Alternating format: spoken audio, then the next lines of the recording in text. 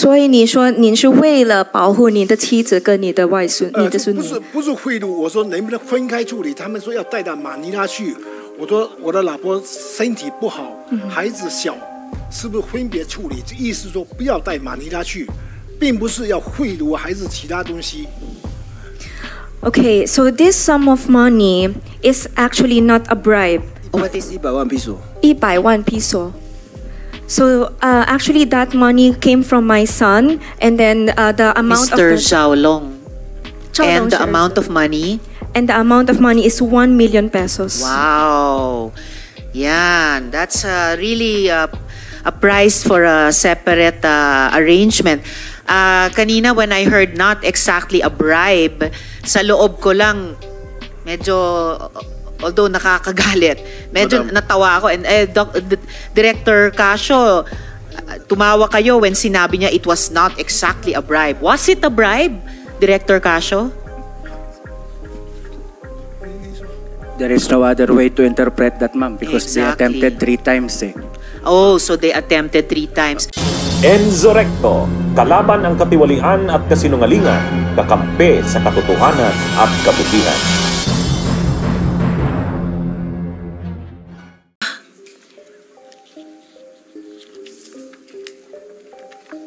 Okay.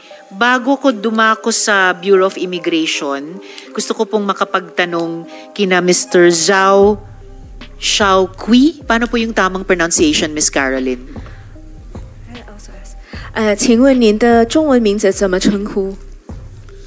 Paano po yung tamang pronunciation ng pangalan nila, Miss 再大声 Caroline? 一点，用那个麦克风。赵守奇，赵守奇，赵守奇。 Zhao Shaoqi. Okay. Pasensya kung hindi ko 这是错的。 makuha yung tone, no? Pero yung pronunciation. 没有，这中间的 Zhao Shaoqi.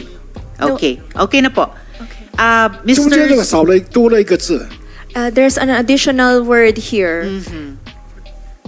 Pero, sige, Remove. Mr. Zhao. Okay na yon. Okay na yung Mr. Zhao. 赵 Okay, proper 称呼 na 您赵先生就可以了。 yun. Okay. First name? Paano ko siya tatawagin? Mr. Zhao ba o ibang Mr. something else? 请问怎么称呼？能称呼您赵先生吗？赵总。 他们叫我赵总。 They call me Boss Zhao. 赵总。 Okay, pasensya, I can't call you boss, no? Mr. Zhao, pwede na po yun para sa akin. 赵先生。 Aha. Okay. So, Mr. Zhao, iniulat sa batas na yung operator ng alleged illegal POGO or alleged POGO hub sa Lapu-Lapu City ay sinibukang i-bribe yung mga tao ng PAOK. Sa balita, totoo po ba ito? And Mr. Zhao, I remind you, you are under oath. This was actually caught on camera. So on camera, lumabas sa balita na tinanong ng apo ninyo, ng granddaughter ninyo, can we fix this? Miss Caroline. 请问赵先生，因为我们在这个新闻有看到，就是这个 POGO 的运营商在拉布拉布 POGO 的运营商，就是他们想要给这个 PAOK，这个反有这个组织犯罪的委员会，想要贿赂他们，给他们贿赂钱。您对这个有怎么说法？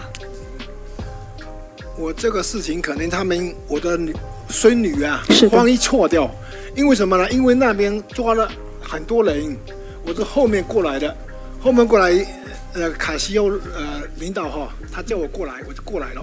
我过来的时候呢，我看见我孙女在那边，我老婆70岁了也在那边，我就给这个卡西欧先生说，能不能分别处理？因为他们是我的家属。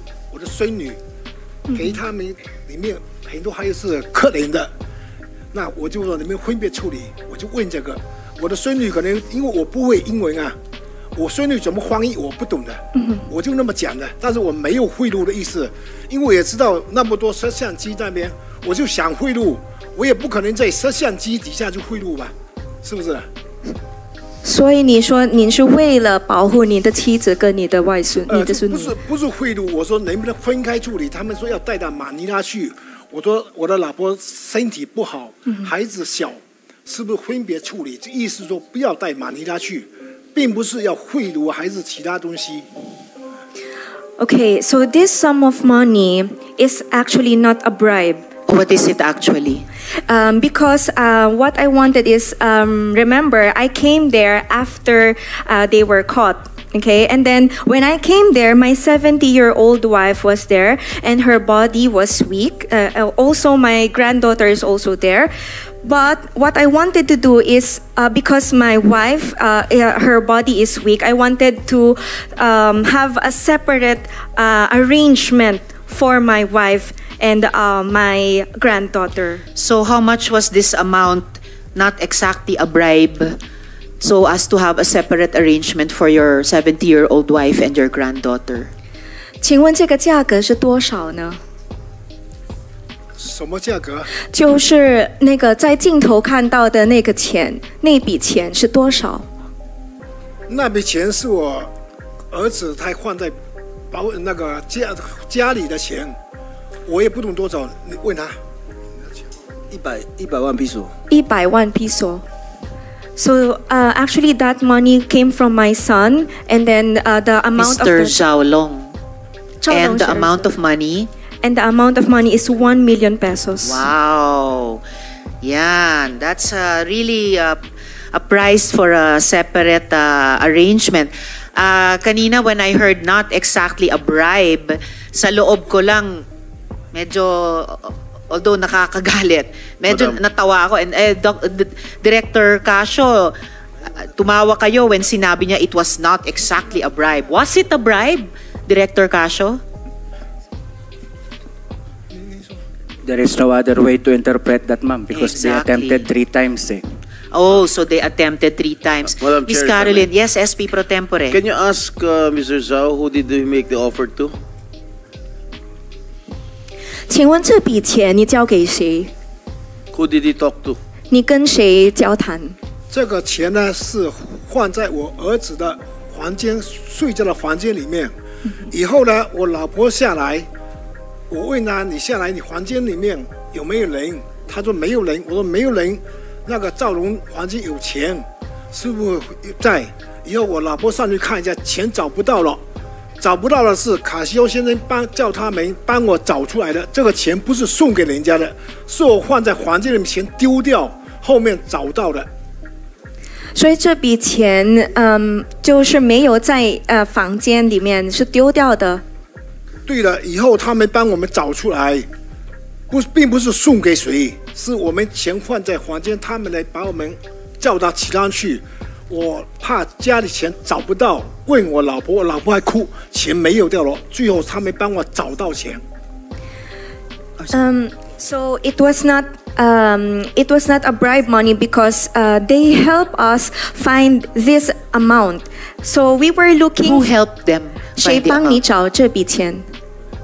是他们去执行的那个警察，我也不认识谁。他们找到了以后，是我的那个员工，就是我们的工人，菲律宾工人，找他拿到，换到另外一个地方去，可能他想保管起来怎么样？最后说钱在他的，所以才拿出来。换一个地方哦，嘿。对，他并不是送给谁，是放在房间丢掉以后他们找到。Okay, so actually, according to Mr. Zhao, okay, so this money, they were looking for this, and then the Filipino worker was able to find it, and then he submitted this money for another place for safekeeping. So it was not bribe, but it was like transferring it to this person for safekeeping. Well, it's still, that's what we call a bribe. Offering money to Philippine government personnel who are perfectly capable na maging humanitarian sa isang senior citizen or sa isang minor in exchange for special consideration, 1 million pesos. Mr. Zhao, meron pa bang ibang Philippine officials na sinubukan yung i-bribe kahit noon? At nag-succeed ba kayo ever sa attempted bribery na yan? 请问赵先生，以前有没有跟其他的菲律宾政府官员给他们贿赂钱？我从来不给任何官员送钱，都是他们过节日啦，有什么活动啦，来要我赞助一些食物啦，或者电脑啦，他们办公设备不够，因为我来这边是做小生意的，就做餐厅给酒店。没有多少钱，疫情来以后也没有生意。实际上我们是没有办法去赞助给人家，但是他们有困难来找我，我们也不得已要送一些这些食物或者一些电脑给他们。Okay, so before I never had any bribe given to any government official. What I did only was to sponsor some of their activities. For example, I could donate some computers, and also because I am opening a restaurant business, sometimes I'll also give them food.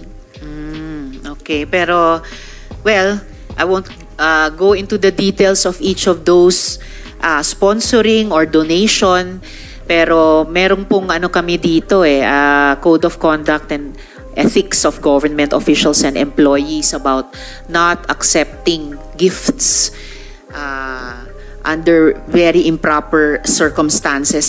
Mr. Zhao, pwede nyo rin bang ipaliwanag bakit yung mga POGO workers sa Porac ay nahanap sa inyong POGO hub sa Cebu? Paano po sila nakapunta sa inyo? 请问赵先生，本来你们在波拉克的这些博彩公司的员工，为什么后来在宿务被抓到呢？在哪里来员工我是不知道啊，我是7月20号，有人到我这边要求住宿舍。原来我们是不出租了，因为生意不好了，有员工的宿舍空闲的。我的下面的经理问我，他说有人租宿舍，你愿意不租？我的空闲的也是空闲的，能租一点钱也好。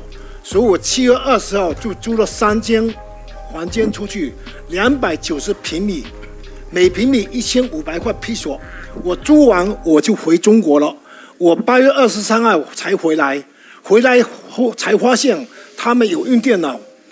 因为我从来不到租出去的地方去走动，因为租出去是他们私人空间，我就不去了。所以这次回来23号回来，我生病了，我一直没有下楼。到31号卡西欧抓到的时候，我还穿着睡衣，我还在床前躺着。因为我生病了，所以我不知道他们是做博彩，我真不懂了。I'm actually not aware that they are doing this POGO business because what I do is that from July 20, okay, so I rented out 3 rooms. That is a total of 290 square meters, and the amount is 1.5 million pesos. So at July 20, I was actually sick and I never got down off my place or on my bedroom. And then I was just surprised that on July 31, so they were looking for me and I was just wearing my sleeping wear. So bigla na lang dumating sa POGO hub nyo sa Cebu yung mga POGO workers mula sa Porac. Nagulat na lang kayo. Miss Cassandra, kayo ba surprised din na yung mga dating POGO workers nyo sa Porac nakarating na sa Cebu POGO hub? Paano po nangyari yon? Hindi ko po alam, Mr. Chair. Madam. Madam Chair, sorry po. Na-predict nung colleague ko yung sasagutin nyo, hindi nyo rin alam. So, na-surprise din ba kayo na nung naaresto sina Mr. Zhao sa Cebu, nandyan yung mga dating workers nyo sa Porac POGO hub? Hindi ko po sila kilala, Madam Chair. Ano po? Hindi ko po sila kilala. Hindi mo kilala. Kung pwede akong magtanong din kay Mr. Zhao Long, sinabi po ng PAOK na you operated one of the illegal scamming hubs in Lucky South 99 sa Porac. Ganong katagal nyo nang kilala si Cassandra Leong? 请问我们这边 PAOK 有说过你们就是运营这个 Lucky Star 99请问你跟 Cassie 是认识了多久？谁是卡西？ Cassie Ong. 我不认识他。 I don't know her. Siya yung nakaupo sa kanan ninyo. Nag-meet na ba kayo ni Cassandra Leong? 你们以前有没有见面？有没有认识过？ 从来没认识过。 I haven't met her. You haven't met her. How about Guo Huaping? Have you met her? Have you been na-introduce na ba kayo kay Guo Huaping? 郭华炳小姐，你认识吗？不认识。 I don't know her. Miss Guo, kilala nyo ba si Zhao Long? Madam Chair, hindi po. Hindi kayo magkakilala. May kulanong salita na ang ibig sabihin dito ay ang pagkakaisa. Bunyog Party List. Halika na, Bunyog Party List ka na. Halika na, Bunyog Party List ka na. Sa susunod, ang atinang suportahan, Bunyog Party List, nagtataguyod ng katotohanan, lumalaban para sa bayan.